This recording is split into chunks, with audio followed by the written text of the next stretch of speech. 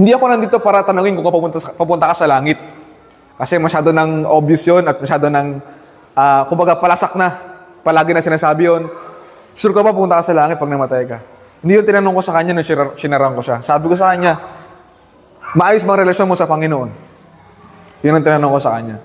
Because hindi na usapan rito kung pupunta ka sa langit. Pag maayos ang relasyon mo sa Ama, sa Diyos Ama, sure kang pupunta ka sa langit. Because kung galit sa iyong Diyos Ama at namatay ka, huwag mong isipin na kayo pupunta sa langit. Because your relationship in God is not right. Kaya dapat isure mo ang iyong relationship with the Father, goods ba kayo? Okay ba kayo ng Diyos Ama? That is the real question. Pag okay kayo ng Diyos Ama at sure ka na okay ka na sa Diyos Ama, sure ka pupunta ka sa langit. Kuya Paul, paano bang maging okay sa Diyos Ama? Kuya Paul, paano ba ako magiging okay sa God the Father? One answer, holiness. Dapat holy ka. Kung ikaw hindi holy, kung gumawa ka ng isang bagay na hindi holy, ngayong araw na ito, you are not right with God. Inisip, tinignan, pinakinggan, sinabi, ginawa at pinuntahan na hindi holy, galit sa iyo ang Panginoon. Because God hates unholiness. So kung gumagawa ka at nabubuhay ka sa unholiness, you are not right with God. Your relationship in God ay hindi okay. So pag namatay ka, anytime at anywhere, when you die, you will go to hell because your relationship in God is not fixed. So ang kailangan mong gawin para kayo maging okay sa Diyos Ama, you need to be holy. Kailangan mong maging holy. Kaya Paul, paano maging holy? Yun ang problema. Hindi natin kaya na maging holy. We cannot do holiness because we are man, sinful in nature. In our blood, in our flesh, in our mind, we are sinner. In our heart. So the deeds of your father, the devil, you will do. Ang gagawin natin, kasalanan. Hindi kita aasahan na mag-aayos ka ng damit. Hindi kita aasahan na kakanta ka ng praise the Lord. Hindi kita aasahan na magbabasa ka ng Bible because you are a sinner deep in your heart.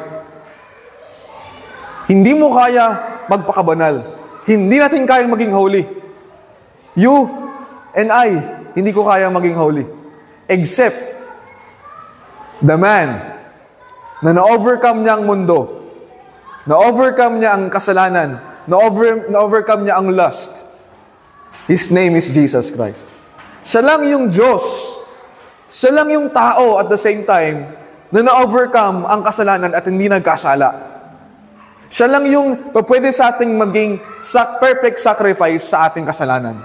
Siya lang yung enough, yung worthy enough to become a propitiation for the Father sa kanyang desire na. Kasi ang Panginoon may batas, the law of the Lord. Kaya ka makasalanan dahil di mo sinusunod ito. Kaya ka sinner, kaya tayo ay sinner because we disobeyed the law of the Father. Okay? We are sinner, we are transgressor, we are gumagawa tayo ng kasalanan because we disobey the Bible. Jesus Christ is the only one who fulfilled the commandments of God. Siya lang ang nakagawa at nakapagtapos na fulfill niya lahat ng ito. Lahat ng sinasabi ng Bible, ginawa niya.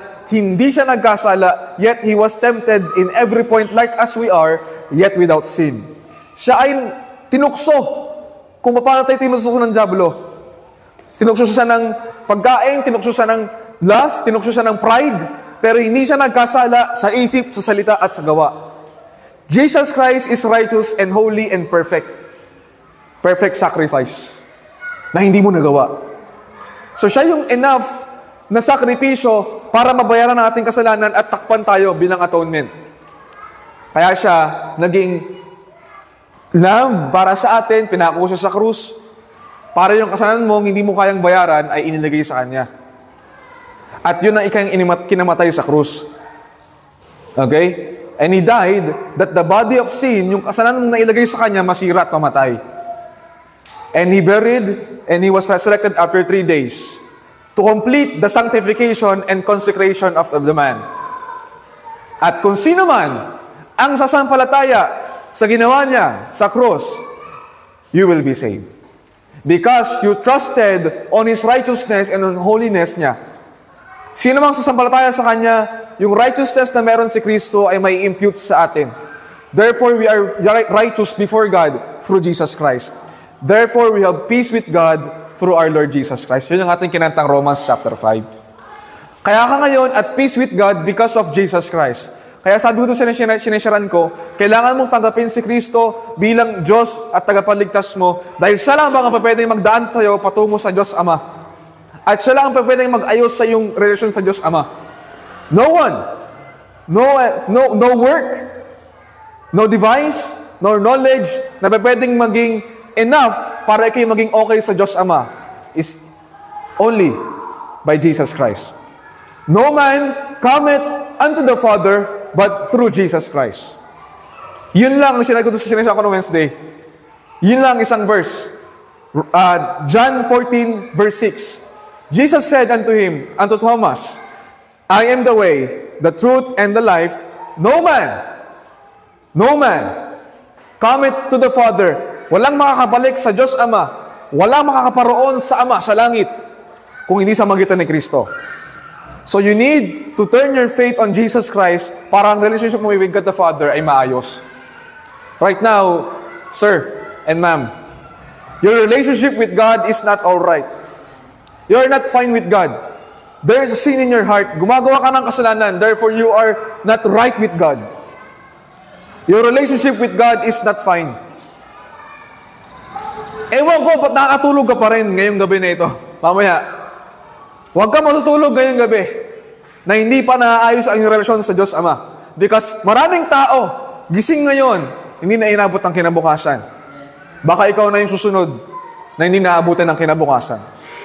Huwag ka abutan ng kamatayan na hindi mo inaayos ang iyong relasyon sa Ama. Huwag ka abutan ng kinabukasan na hindi ka pa ayos sa Diyos Ama because di mo alam kung kailan ka mamamatay. Maraming hindi naabot ng 2024. Maraming taong namatay na before this year come. So ayusin mo ang iyong relasyon sa Ama. It is only by Jesus Christ.